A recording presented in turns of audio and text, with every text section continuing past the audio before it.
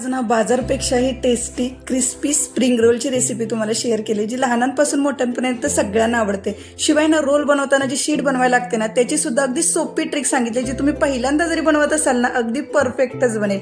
त्यासाठी व्हिडिओला अजिबात स्किप न करता व्हिडिओ शेवटपर्यंत बघा. आवडला तर लाईक करा, चॅनलवर नवीन असाल तर सबस्क्राईब करायला विसरू नका.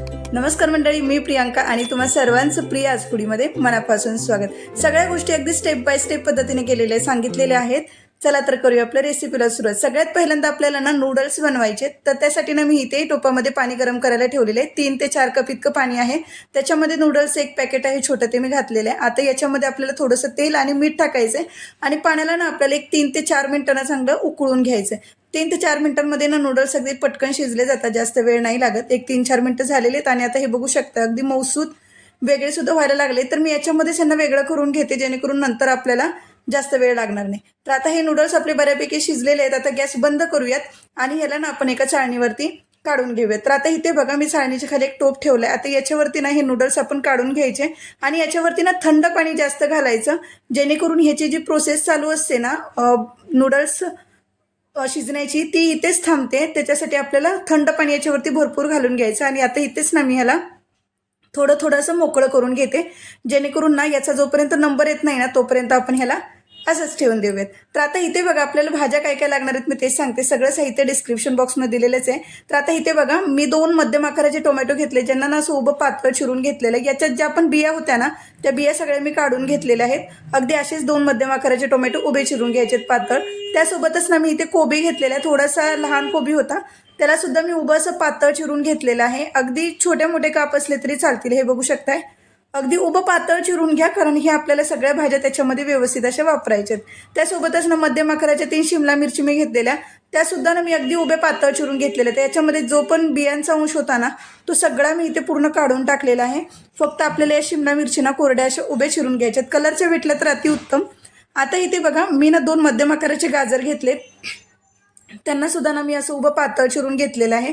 हे बघू शकताय. गाजर धुवून घ्यायचा, त्याच्यावरची साल काढायची आणि मग त्यांना उभं असं पातळ चिरून घ्यायचं. तर अगदी पातळ मी ह्या गाजरांना सुद्धा व्यवस्थित चिरून घेतलेलं आहे. त्यासोबतच ना इथे मी 2 मध्यम आकाराचे कांदे घेतले, त्यांना सुद्धा ना मी उभं असं पातळ चिरून घेतलेले. त्याच्या फोडी होतील तेवढ्या ना अशा वेगळ्या करून घ्या. आता इथे आपल्याला काही सॉसेस लागणार आहे, सगळं व्यवस्थित सांगते. आता सगळ्यात पहिल्यांदा आपल्याला इथे ना 2 छोटे चमचे सोया सॉस लागणार आहे. 1 छोटा चमचा मी इथे विनेगर घेतलेला आहे. 2 छोटे चमचे आपल्याला रेड चिली सॉस लागणार आहे. 2 छोटे चमचे टोमॅटो केचप लागणार आहे. अर्धा छोटा चमचा मी काळी मिरी पूड घेतलेली आहे. अर्धा छोटा चमचा आपल्याला मीठ लागणार आहे किंवा चवीनुसार. 7 ते 8 लसणाच्या पाकळ्या लागणार आहेत. 2 मिरच्या घेतलेल्या आहेत मधून चिरून आणि ते 1 इंच अद्रकचा तुकडा होता, ज्याला मी अगदी बारीक चिरून घेतलेला आहे. आता याचं फक्त आपल्याला ना वाटण करून घ्यायचं आहे. ते तुम्ही मिक्सरमध्ये करा किंवा असं कुटून जरी घेतलं तरी पण चालेल. आता इथे बघा मी अर्धा कप इतका मैदा घेतलेला आहे. इथे गव्हाचं पीठ घेतलं तरी चालेल. त्यासोबतच आपल्याला 3/4 कप म्हणजे पाऊण कप इतका कॉर्नफ्लॉवर लागणार आहे आणि चवीनुसार मीठ घ्यायचं आहे. तर एवढं साहित्य ना आपल्याला फक्त शीट बनवण्यासाठी लागणार आहे. आता सगळ्यात पहिल्यांदा ना आपल्याला एक वाटण करायचं आहे. तर वाटण आपल्याला जे लसूण मिरची आणि अद्रक आहे ना त्याचं आपण वाटण करून घेऊयात. तर आता इथे बघा गॅसवरती कढई गरम करायला ठेवून दिलेली आहे. आता ही कढई ना शक्यतो आपण जेव्हा आपण कोणते चायनीज फूड बनवतो ना तर त्याच्यासाठी ना पातळ बुडाची कढई वापरतो, ज्याला हंडल असतो. आता ती अवेलेबल नाही झालेली तर मग आता घरातलीच कढई वापरते. क्षयस्कर असेल तर ती कढई भेटली तर चांगलीच, कारण ती असताना पातळ असते, त्याच्यामुळे सगळे पदार्थ अगदी व्यवस्थित त्याच्यामध्ये भाजले जातात. तर आता सगळ्यात पहिल्यांदा गॅसवरती कढई गरम करायला ठेवायची आणि याच्यामध्ये ना 1 ते 2 मोठे चमचे आपल्याला इतकं तेल घालून घ्यायचे. तर सगळ्यात पहिल्यांदा तेल व्यवस्थित गरम झालं की तयार केलेलं वाटण आपण ह्याच्यात घालूयात, लसूण मिरची आणि अद्रकचं. आता हे आपल्याला अगदी व्यवस्थित इथे भाजून घ्यायचं. गॅसची फ्लेम पूर्ण कमीच ठेवायची सुरुवातीला. अगदी व्यवस्थित असं भाजत आलेलं हे बघू शकताय. आता हे अगदी व्यवस्थित असं भाजत आलं ना की आता याच्यामध्ये एक एक करून भाज्या घालूयात. सुरुवातीला आपण ह्याच्यामध्ये कांदा घालूयात, लगेच ह्याच्यामध्ये गाजर घालायचं, सोबतच आता याच्यामध्ये शिमला मिरची पण घालूयात, टोमॅटो घालूयात आणि आता सगळ्यात शेवटी मी राहिलेला जो कोबी होता तो सुद्धा घातलेला. सगळ्या भाज्यांमध्ये कोबीची क्वांटिटी थोडी जास्त ठेवली आहे. मीठ घालायचं आणि काळी मिरी पूड घालूयात. आता ह्या भाज्यांना ना गॅसची फ्लेम आपल्याला इथे फुल ठेवायची आणि ह्या सगळ्या भाज्यांना व्यवस्थित असं याच्यामध्ये आपल्याला भाजून घ्यायचे आहेत.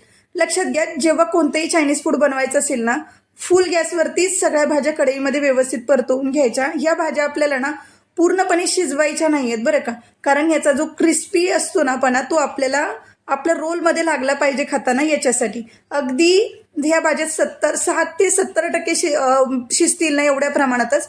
पूर्ण ह्या भाज्या आपल्याला व्यवस्थितपणे शिजवून नाही घ्यायच्या, फक्त हलक्याशा नरम झाल्या पाहिजेत किंवा कुरकुरीत राहिल्या पाहिजेत इथपर्यंतच आपण ह्यांना भाजून घेतलेले. आता याच्यामध्ये सॉसेस घालूयात. तर सगळ्यात पहिल्यांदा याच्यामध्ये रेड चिली सॉस घातलाय. आता याच्यामध्ये टोमॅटो केचप घालूयात.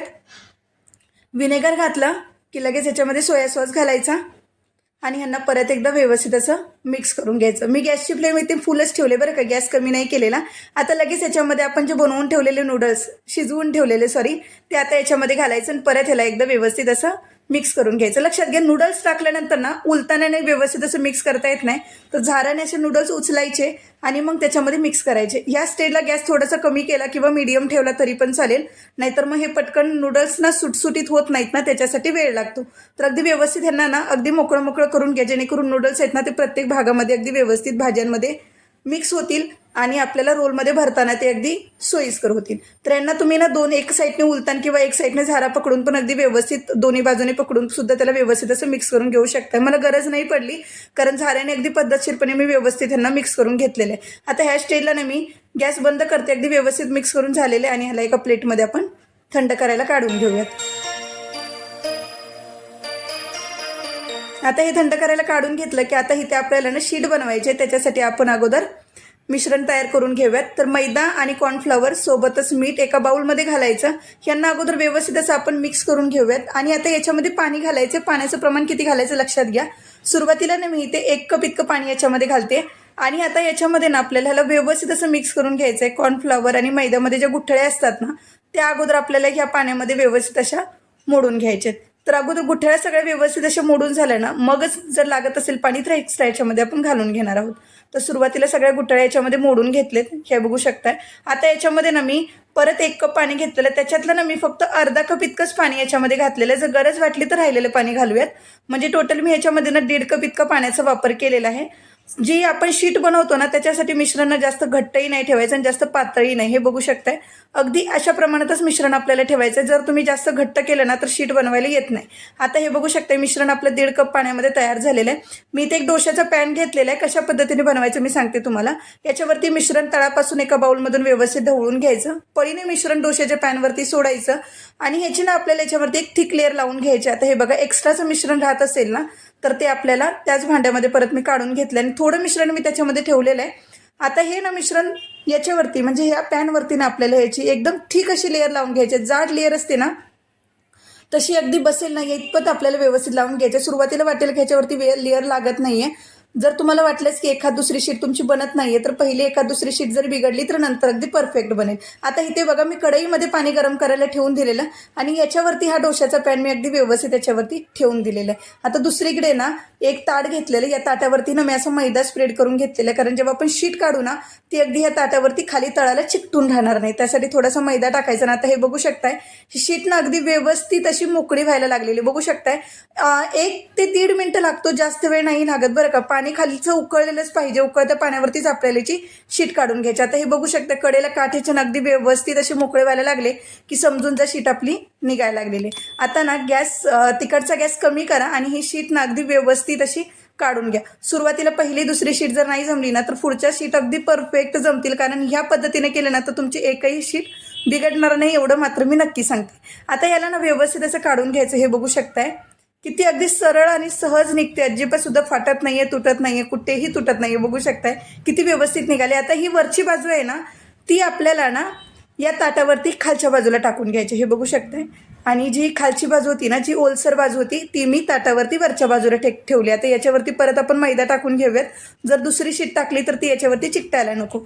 आता आपण ना पुढची शीट बनवायला घ्यायची, ती पण सांगते. आता बघा, परत ह्याला व्यवस्थित असं तळापासून ढवळून घ्यायचं आणि पळीने आता परत हे मिश्रण आपल्याला ह्या तव्यावरती घालून घ्यायचे. आता परत ह्याला सुद्धा पहिल्यासारखंच जास्त मिश्रण असेल तर काढून घ्यायचं आणि याच्यावरती आपल्याला जाड लेअर अशी याच्यावरती बसवून घ्यायचं. परत कढईतलं पाणी पूर्ण उकळलेलं ठेवायचं. उकळत्या पाण्यावरतीच हा तवा आपल्याला ठेवायचा, लक्षात घ्या. पाण्याला उकळी आलेली पाहिजे आणि नंतर परत ह्याची आपल्याला शीट बनवून घ्यायची. तोपर्यंत आपण ती शीट तयार करून घेऊयात. तर तयार केलेलं आपण जे नूडल्स वगैरे जे स्टफिंग तयार केलेलं ते याच्यामध्ये थोडं थोडं करून भरून घेऊयात आणि आता ह्याचा आपल्याला एक रोल करायचा आहे. सुरुवातीला दोन्ही बाजू याच्यावरती फोल्ड करून घ्या. तुम्ही जर मैदा टाकला असेल ना तर हे अजिबात चिकटणार नाही, अजिबात व्यवस्थित अगदी परफेक्ट बनतात. आणि आता ह्याला ना आपल्याला एक रोल जसा करतो ना तसं अगदी दाबून दाबून अगदी व्यवस्थित त्याचं आपल्याला ना रोल करून घ्यायचं आहे, की मिश्रण आपली याच्यातून अगदी अजिबात सुद्धा बाहेर सुटायला नको ना, यासाठी ना अगदी व्यवस्थित थोडा प्रेस करून दाबून व्यवस्थित असा रोल करून घ्या, की व्यवस्थित तुमचा रोल बनेल, कुठेही फुगणार वगैरे नाही त्याच्यासाठी. हे बघू शकता. आता याच्यावरती ना ही शीट ना शेवटची जी कडा राहिलेली असते ना त्याच्यावरती आपण जे बनवलेलं मिश्रण होतं की नाही तेच स्लरीचं मिश्रण आपलं ह्याच्यावरती लावून घ्यायचं, जे शीटसाठी ठेवलेलं ते. आणि ही आपल्याला बाजू ह्याच्यावरती फोल्ड करून घ्यायचे, जेणेकरून ज्याला आपण हेव्हा फ्राय करू ना तेव्हा हे तेलामध्ये सुटणार नाही. त्याच्यासाठी ह्याला अगदी व्यवस्थित असं ना आपल्याला चिकटवून घ्यायचं आहे, की ते आपलं तुटणार नाही किंवा तेलामध्ये सुटणार नाही. आता हे बघू शकता दुसरी सुद्धा शीट माझी अगदी व्यवस्थित अशी बनवून तयार झालेली आहे. आता ह्याला सुद्धा मी तेलावरती ह्याच्यावरती पीठ टाकते आणि आता ही सुद्धा अगदी व्यवस्थित अशी आपण बनवून घेऊयात. आता ही सुद्धा बनवून झालेली आहे. आता ही तिसरी शीट आपल्याला बनवायची आहे, तोपर्यंत मी दुसरी शीट तुम्हाला भरून दाखवते. आता याच्यावरती आपण मिश्रण जे बनवून घेतलेलं स्टफिंगसाठी ते भरून घेऊयात. आणि आता ह्याला दोन्ही बाजूने आपल्याला फोल्ड करून घ्यायचं. लक्षात घ्या, तुम्ही जर ओली बाजू ह्याच्यावरती वरती ठेवली ना तर हे अगदी कोरडं पडत नाही, बनवायला अगदी तुम्हाला सोयीस्कर होऊन जाईल आणि पटकन बनेल याच्यासाठी. आणि हे बघू शकता दुसरा सुद्धा रोल आपला अगदी किती व्यवस्थित आणि परफेक्ट असा रोल आपला तयार झालेला आहे. परत ह्याला व्यवस्थित असं चिकटवून घ्यायचं. अशाच पद्धतीने ना तुम्ही बाकीच्या सगळ्या शीट बनवून घ्या. मी जेवढं सामान सांगितलेलं आहे ना तुम्हाला, जे तुम्हाला कॉर्नफ्लॉवर आणि मैद्याचं जे मिश्रण सांगितलेलं ना त्याच्यामध्ये अगदी परफेक्ट माझ्या ना 12 ते 13 शीट तयार झालेले अगदी परफेक्ट तयार होतात. आणि हे सगळ्यांना आता आपल्याला फ्राय करून घ्यायचं आहे. तर पॅनमध्ये मी तेल गरम करायला ठेवून दिलेलं, तेल अगदी व्यवस्थित चांगलं गरम करून घ्यायचं आणि बसतील तितके रोल ना आपल्याला ह्याच्यामध्ये घालून घ्यायचे.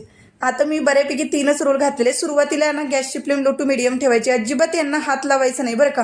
ह्यांना अगदी व्यवस्थितपणे फ्राय होऊ द्यात. आणि ह्याला एक एक करून ना 1 ते 1.5 मिनिटानंतर अगदी व्यवस्थित तुम्हाला समजून येईल की हे खालून ना कुरकुरीत व्हायला लागलेले आहेत. मग आपण ह्यांना परतवून घ्यायचं. परत खालच्या बाजूने भाजलं की परत दुसऱ्या बाजूने परतवायचं. जास्त करपवत बसू नका. 1.5 ते 2 मिनिटांमध्ये अगदी पटकन हे भाजले जातात आणि यांना व्यवस्थित तेलातून काढून घेऊयात. दुसरे सुद्धा तसेच मस्त आपण तळून घेतलेले आहेत. आणि आता बघू शकता किती मस्त असे कुरकुरीत आपले रोल सगळे तयार झालेले आहेत. अगदी मस्त छान तयार होतात बरं का, कुठेच बिघडत वगैरे नाही. तुमची काही अडचण असेल ना तर मला कमेंटमध्ये नक्की कळवा. हा व्हिडिओ कसा वाटला मला एकदा नक्की सांगा. आवडला असला तर लाईक करा, चॅनलला नवीन असाल तर सबस्क्राईब करायला विसरू नका. आणि हा रोल तुम्हाला मी तोडून सुद्धा दाखवते. बघू शकताय बाहेरून एवढं कुरकुरीत होतो आणि आतून याचं स्टफिंग किती छान दिसतंय, तुम्ही बघू शकताय. आणि याला ना तुम्ही टोमॅटो केचप सोबत सुद्धा सर्व करू शकता. चला तर मग परत भेटूयात अशाच एका सुंदर आणि एका चटपटीत रेसिपी सोबत. तोपर्यंत धन्यवाद.